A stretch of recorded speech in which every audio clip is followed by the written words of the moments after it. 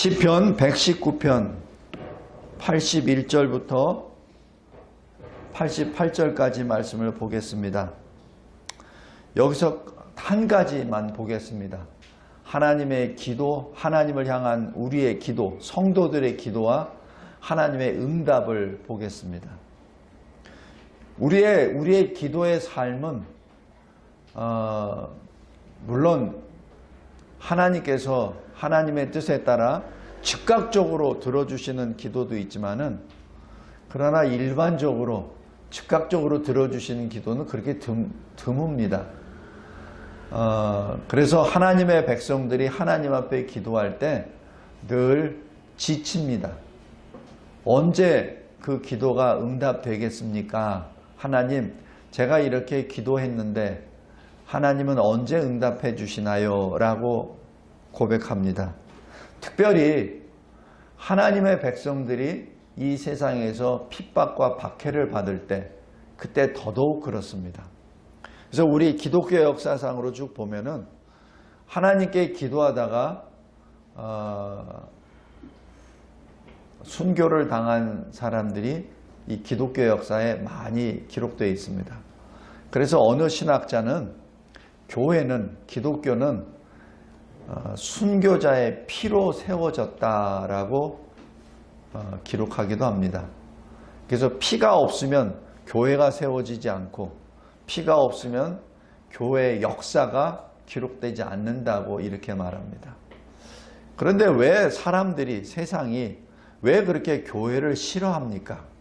왜 하나님의 사람들을 싫어합니까? 그것은 지금 하나님 말씀에 기록되어 있습니다. 요한복음 1장 보십시오.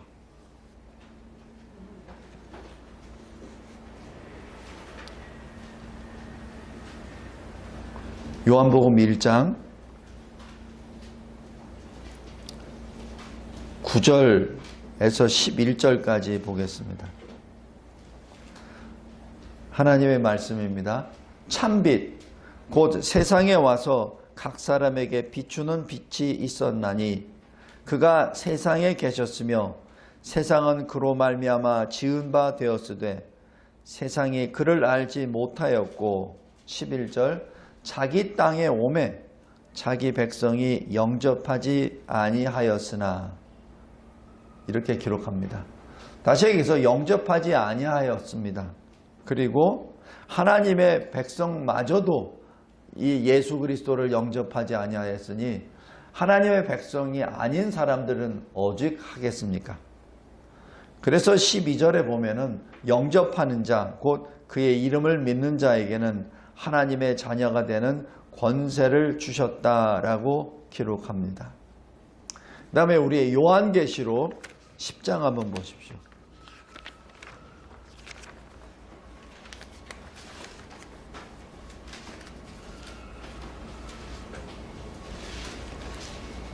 요한계시록 10장 여기 10절 11절 보면, 내가 천사의 손에서 작은 두루마리를 갖다 먹어버리니 내 입에는 꿀같이 다나 먹은 후에는 내 배에서는 쓰게 되더라 라고 기록합니다. 작은 두루마리를 천사의 손에서 받아서 이 사도 요한이 먹었습니다. 그런데 입에서는 꿀처럼 달았다라고 기록합니다. 바로 이 말씀이 달았다, 진리가 꿀같이 달았다라는 것입니다. 그런데 이 배에 들어가고서는 쓰게 되었다라고 얘기하는 것이 그 진리의 말씀에 심판이 있기 때문에 지금 배에 쓰게 되었다라고 기록합니다. 그런데 11절 보십시오. 그 천사가 사도 요한에게 말하기를 내가 많은 백성과 나라와 방언과 임금에게 다시 예언하여야 하리라 하더라 라고 기록합니다. 지금 사도 요한이 받은 사명이 바로 그 진리의 말씀, 입에서는 다나 배에서는 쓴 그 말씀을 선포해야 되죠. 바로 복음은 천국의 복음인데, 복음을 받지 않는 자에게는 지옥이 있다는 쓴 소리를 해야 된다는 얘기죠. 성도 여러분, 이 시대에 하나님의 말씀을 전하는 자들이 천국 복음은 전하면서 지옥에 대한 그 심판의 말씀은 잘 전하지 않습니다. 왜냐하면 그건 듣기 싫거든요. 그냥 믿어서 형통하게 됩니다라면 아주 좋아하거든요. 그러니까 사람들이 듣기 좋아하는 말을 전하게 됩니다. 그러나 그것은 반쪽 복음입니다. 다른 반쪽은 심판입니다. 지옥입니다. 그래서 사도 요한에게 지금 명령하신 사명은 지옥을 설명하라는 얘기입니다. 자, 그 결과 11장이 기록됩니다. 마지막 때에 두 증인이 나타납니다. 두 증인이 나타나면서 하나님의 권세를 받아서 말씀을 전합니다. 다시 얘기해서 천국 복음과 지옥 복음에 대하여 설교를 하죠. 자, 5절 보십시오. 그런데 누구든지 그 증인들을 해하고자 하면 그들의 입에서 불이 나와서 그들의 원수를 삼켜버릴 것이요, 누구든지 그들을 해하고자 하면 반드시 그와 같이 죽임을 당하리라 라고 말씀합니다. 그래서 이때는 이 두 증인이 때를 받았을 때는 복음을 선포합니다. 능력이 나타나죠. 감히 거기에서 대적하는 자가 없습니다. 그래서 6절 보십시오. 그들이 권능을 가지고 하늘을 닫아 그 예언을 하는 날 동안 비가 오지 못하게 하고, 또 권능을 가지고 물을 피로 변하게 하고 아무 때든지 원하는 대로 여러 가지 재앙으로 땅을 치리로다. 이 말씀은 마치 예레미야 선지자와 엘리야 선지자와 그리고 모세가 바로 앞에 그리고 아합 왕 앞에 행했던 그 모습입니다. 하나님의 권능을 가지고 하나님께 받은 그 말씀을 선포하죠. 그런데 여기 7절 보십시오. 그들이 그 증언을 마칠 때 무적행으로부터 올라오는 짐승이 그들과 더불어 전쟁을 일으켜 그들을 이기고 그들을 죽일 터인즉, 다시 얘기해서 사탄이 권세를 입고 땅에서 올라오는 짐승, 바다에서 올라오는 그 짐승이 이제는 이 두 증인을 공격합니다. 다시 얘기해서 교회를 공격하게 되죠. 그래서 이 8절에 보면은 그들의 시체가 죽습니다. 두 증인이 죽어요. 하나님의 말씀, 천국 복음과 지옥의 그 심판의 말씀을 전하던 그 두 증인이 죽어서 큰 성 길에 그냥 뿌려집니다. 장사도 안 됩니다. 그냥 길바닥에 누워버리죠. 근데 그 성은 영적으로 소돔이라, 애굽이라 하는 곳입니다. 자, 그런데 9절에 보십시오. 백성들과 족속과 방언과 나라 중에서 사람들이 그 시체를 사흘 반 동안을 보며 무덤에 장사하지 못하게 하니라 라고 봅니다. 왜냐하면 10절에 두 선지자가 땅에 사는 자들을 괴롭게 했습니다. 그래서 땅에 사는 자들이 그 두 선지자, 두 증인의 죽음을 즐거워하고 기뻐하고 서로 예물을 교환합니다. 승리했다 이거죠. 천국의 복음을 전하고 지옥의 심판의 말씀을 전했던 그 두 증인이 죽었기 때문에 우리가 이겼다라는 얘기죠. 그래서 시체를 장사도 안 하고 길바닥에 버려두고 서로가 기뻐하고 즐거워하며 선물을 주고받습니다. 성도 여러분, 이 3일 반 동안의 그 고난이 우리 교회에게, 우리 성도들에게 지금 임하고 있습니다. 꼭 명심하시기 바랍니다. 우리가 받고 있는 현재의 고난은 그냥 우연히 나타나는 고난이 아닙니다. 하나님이 이미 우리에게 주신 말씀대로 이어지는 고난입니다. 자, 11절 보십시오. 하나님은 그걸 내버려 두십니까? 아닙니다. 3일 반 후에 하나님께로부터 생기가 그들 속에 들어가매 그들이 발로 일어서니 구경하는 자들이 크게 두려워하더라 라고 기록합니다. 12절에 하늘로부터 큰 음성이 있어 이리로 올라오라 함을 그들이 듣고 구름을 타고 하늘로 올라가니 그들의 원수들도 구경하더라. 13절. 그리고 그때 큰 지진이 나서 성 10분의 1이 무너지고 지진에 죽은 사람이 7천이라. 그 남은 자들이 두려워하여 영광을 하늘의 하나님께 돌리더라라고 기록합니다. 성도 여러분, 우리가 그리스도인이 마지막 때 사는 방법, 어떤 길을 우리가 걸어가야 됩니까? 이 두 증인의 길을 걸어가야 합니다. 그런데 이 두 증인은 처음에는 권능을 받아서 복음을 전하지만 그러나 때가 되면 끝까지 죽임을 당합니다. 그리고 수치를 당하죠. 그러나 하나님은 그것을 내버려 두지 아니하십니다. 오늘 119편 다시 돌아가겠습니다. 119편 81절, 82절, 83절이 바로 두 증인의 그 고난한 모습입니다. 하나님, 우리가 주의 구원을 사모했습니다. 주의 말씀을 소망하였습니다. 주의 말씀만을 바라봅니다. 주의 율례들을 잊지 아니합니다. 그런데 주님, 제가 너무 피곤합니다. 지금 너무 고난이 박해가 심하다 보니 내가 지금 죽게 되었습니다. 라고 지금 고백합니다. 그러면서 84절에 이렇게 부르짖습니다. 주의 종의 날이 얼마나 되나이까? 나를 핍박하는 자들을 주께서 언제나 심판하시리까? 라고 부르짖습니다. 하나님이 살아계시고 하나님이 하늘의 아버지이신데 주의 종들이 지금 이렇게 고난을 받고 있는데 그 고난도 하나님의 말씀 때문에 고난을 받고 있는데 하나님 언제까지 침묵하시겠습니까? 라고 지금 부르짖고 있습니다. 그리고 세상에 대해서 이렇게 평가합니다. 85절. 주의 말씀을 따르지 아니하는 교만한 자들이 나를 죽이려고 함정을 팠습니다. 86절. 이유 없이 나를 핍박합니다. 87절. 그들이 나를 이 세상에서 거의 멸하게 되었습니다. 지금 이렇게 고백합니다. 지금 죽기 직전에 두 증인이 하나님 앞에 기도했던 내용이죠. 성도 여러분, 두 증인도 죽습니다. 자, 우리 요한계시록 다시 6장으로 들어가겠습니다.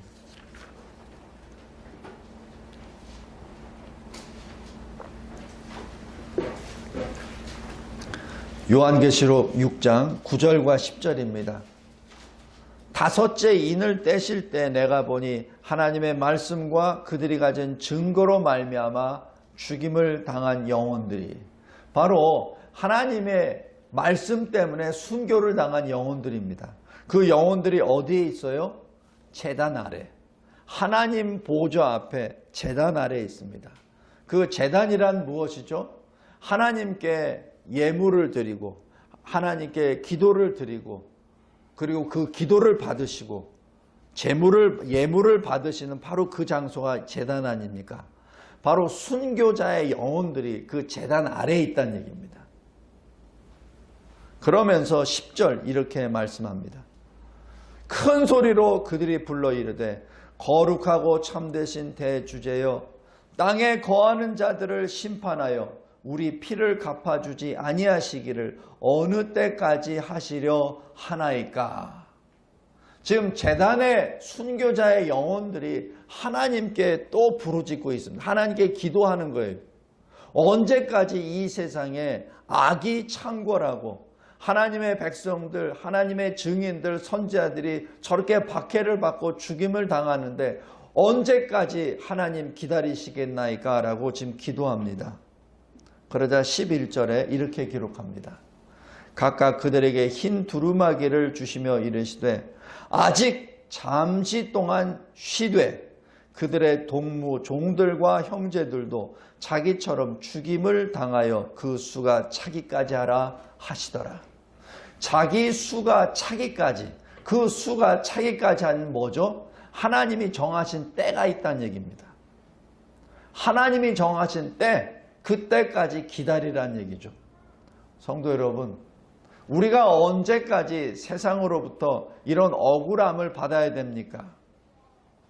이 시대에 마치 코로나 바이러스가 창궐하고 있는데 마치 교회가 코로나 바이러스를 생산하는 것처럼 언론이 보도를 하고 이 나라의 지도자들이, 권세 입은 자들이 그렇게 호도하고 교회를 폐쇄하겠느니, 벌금을 멀기겠느니, 모여면 안 되느니 라고 공적으로 그렇게 말을 합니다.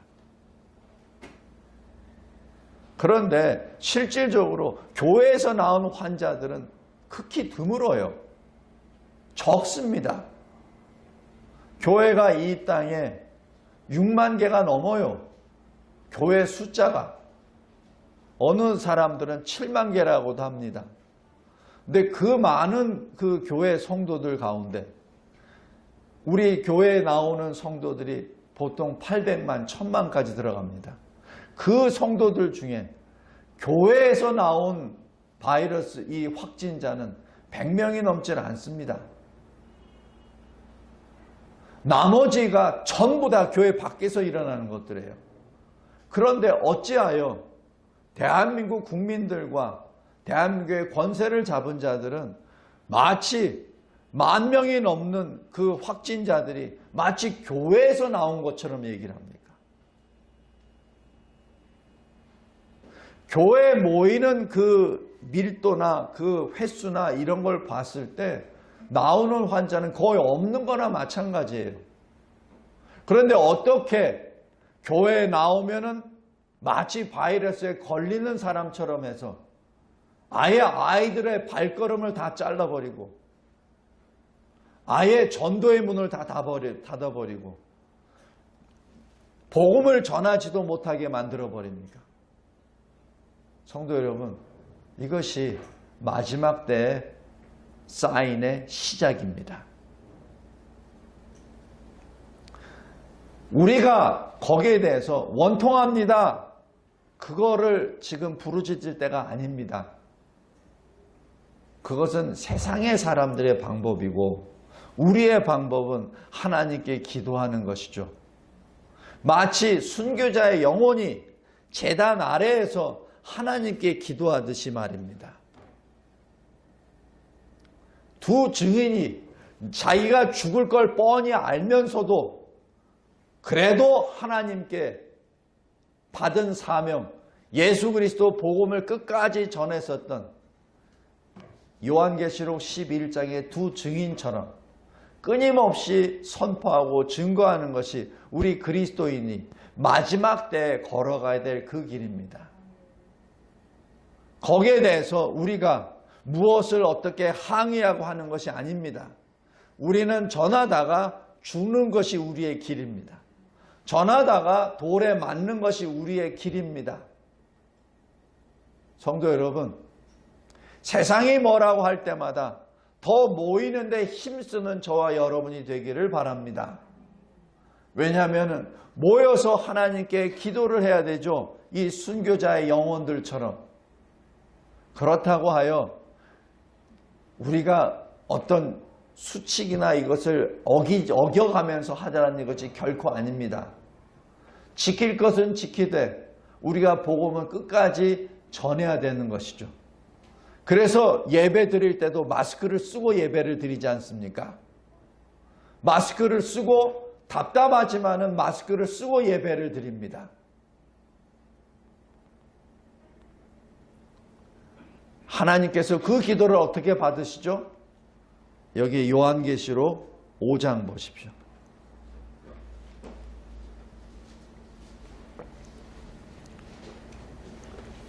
요한계시록 4장에서는 하나님 아버지께 기도하는 모습이, 요한계시록 5장에서는 어린 양 예수 그리스도께서 그 앞에 예배드리는 모습이 나옵니다. 그 예배드리고 끝나면서 심판이 들어가죠. 자, 예배드리는 모습 5장 8절 보십시오. 어린 양이 하나님 아버지께 있는 두루마기를 받습니다. 그 두루마리가 바로 심판의 시작입니다. 내 생물은 하나님 보좌 앞에 가장 가까이 섬기는 천사들입니다. 24장로들은 신구약 교회 대표들입니다. 다시 얘기해서 하나님을 보좌하는 천사와 교회 대표들이 그 어린 양 앞에 엎드립니다. 그리고 어떻게 하죠? 각각 검은고와 향이 가득한 금 대접을 가졌으니 이 향은 성도의 기도들이라. 바로 어린 양이 하나님 아버지로부터 심판의 권세, 이 두루마기를 받는 순간 제일 먼저 어린 양이 받는 것은 하나님 아버지의 명령, 심판의 권세를 받는 순간 어린 양이, 우리 주님이 가장 먼저 받는 것은 기도입니다. 다른 게 아닙니다. 기도입니다. 바로 우리들의 기도입니다. 구약시대의 성도들의 기도, 신약시대의 성도들의 기도, 그 기도가 주님 앞에 상달되는 것이죠. 성도 여러분, 우리가 하는 기도가 이렇게 귀한 겁니다. 우리가 드리는 기도를 가장 먼저 받으십니다. 심판하시기 직전에 가장 먼저 받으십니다. 하나님 아버지의 권세를 받고 교회로부터 예배를 받는 그 순간에 받는 것이 바로 기도입니다. 기도가 그래서 중요합니다. 우리 8장 보십시오. 그 기도가 어떤 기도냐면은 8장 5절입니다. 천사가 향로를 가지고 제단에 불을 담아다가 땅에 쏟습니다. 우레와 음성과 번개와 지진이 나타납니다. 향로가 뭐죠? 바로 우리의 기도입니다. 하나님이 심판을 하실 때, 예수 그리스도 어린 양이 이 세상을 심판하실 때 그 심판의 근거가 바로 우리의 기도입니다.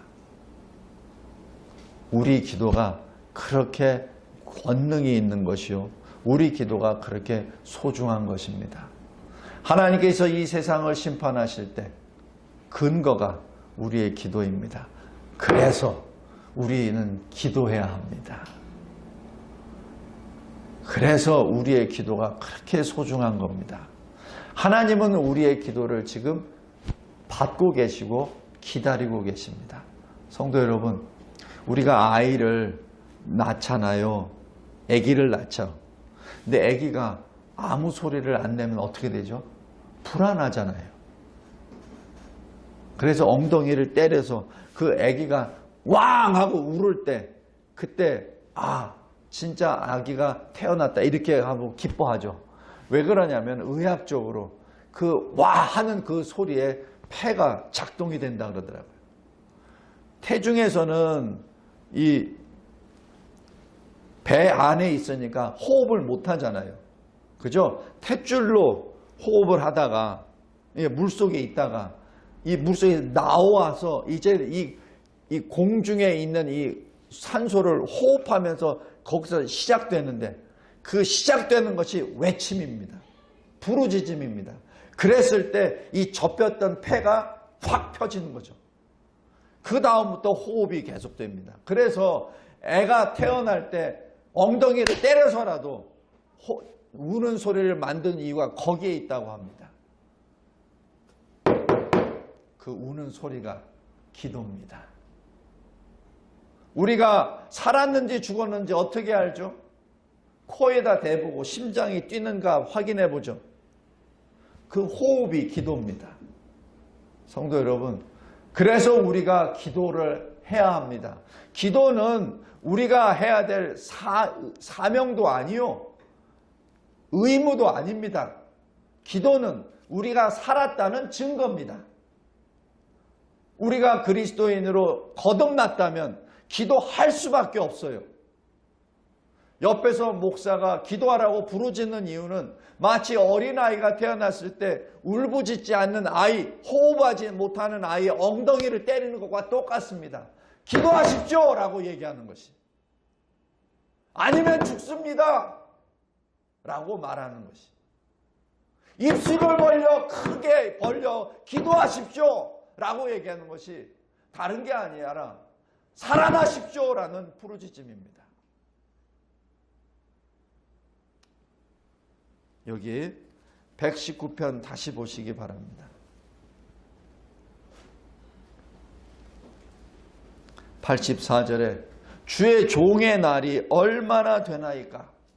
나를 핍박하는 자들이 주께서 언제 심판하시리까? 라고 부르짖습니다.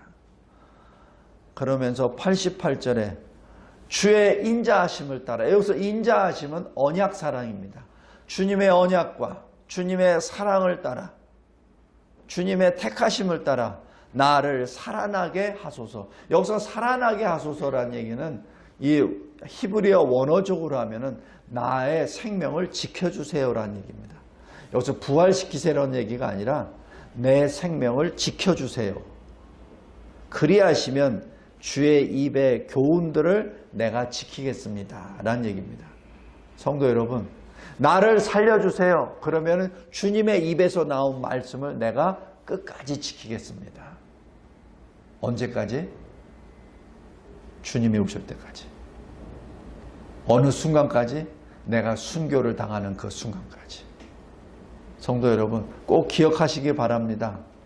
기도는 우리가 그리스도인이라고 나타나는 증거요, 표입니다. 마지막 때 우리가 할 것은 이 정부가 어땠느니 저땠느니라고 비판하기보다 주님 앞에 엎드려 기도하라는 사인입니다. 하나님이 이 땅에 이미 보여주셨어요. 너희들이 1000만이 모였느냐? 500만이 모였느냐? 모여서 니네들이 해봐라. 너희들이 선교를 했느냐? 그래, 해봐라. 보여주셨잖아요. 아무 능력이 없잖아요. 아무 능력이 없잖아요. 이렇게 된 원인은 우리의 죄 때문에 그런 것인데, 우리 죄에서부터 다시 나와서 우리가 살 수 있는 그 길은 하나님께 나아가는 길입니다. 우리가 할 수 없는 것을, 우리가 할 수 없다는 것을 이미 우리가 체득을 했잖아요. 그렇다면 우리가 할 수 있는 것은 지금 이겁니다. 하나님, 나를 살아나게 하소서. 나의 생명을 지켜주소서. 하나님의 때를 내가 기다리겠나이다. 내가 기다리겠나이다. 나를 지켜주소서. 주님의 입에서 나온 말씀을 내가 끝까지 지키겠나이다. 기도하겠습니다. 하나님 아버지, 감사하고 감사합니다. 참으로 악한 때에 살고 있습니다. 그러나 우리는 늘 주의 은혜로 살고 있음을 고백합니다. 하나님, 우리의 삶 자체가 하나님께 나아가는, 하나님께 부르짖는 기도의 삶이 되게 하옵소서. 설사 우리가 이유 없이 박해를 받고 이유 없이 고난을 받는다 하더라도 오히려 그것을 주님이 오실 때가 아주 가까이 왔구나라는 기쁨과 감사로 부르짖으며 하나님께 더 가까이 나아가는 기도의 사람, 참된 그리스도인 하나님의 백성 되게 하옵소서. 이 나라를 생각할 때마다 사실 두렵고 떨리고 그리고 의분이 일어나는 것을 고백합니다. 그러나 이 모든 것이 하나님의 뜻을 우리가 저버렸기 때문에 일어난 죄악의 결과임을 고백합니다. 우리가 할 수 있는 것은 우리의 힘과 우리의 손과 발이 아니라 바로 주님 앞에 엎드려 죽은 자같이 됨으로 인하여 주의 손이 우리를 다시 세워주심으로 우리가 가능함을 고백합니다. 기도하게 하옵소서. 하나님 앞에 나라를 위하여 기도하게 하옵소서. 교회를 위하여 기도하게 하옵소서. 우리 자신들을 위하여, 우리 자손들을 위하여 기도하게 하옵소서. 하나님, 이 기도를 주님이 잊지 아니하시고 주님이 받고 계심을 계시록을 통하여 알려주심에 감사하며 주의 그 때까지 소망으로 인내하며 주님께 나아가는 우리 모든 주의 백성들, 특별히 대한민국에 있는 교회들이 되게 하옵소서. 예수 그리스도의 이름으로 기도드리옵나이다. 아멘.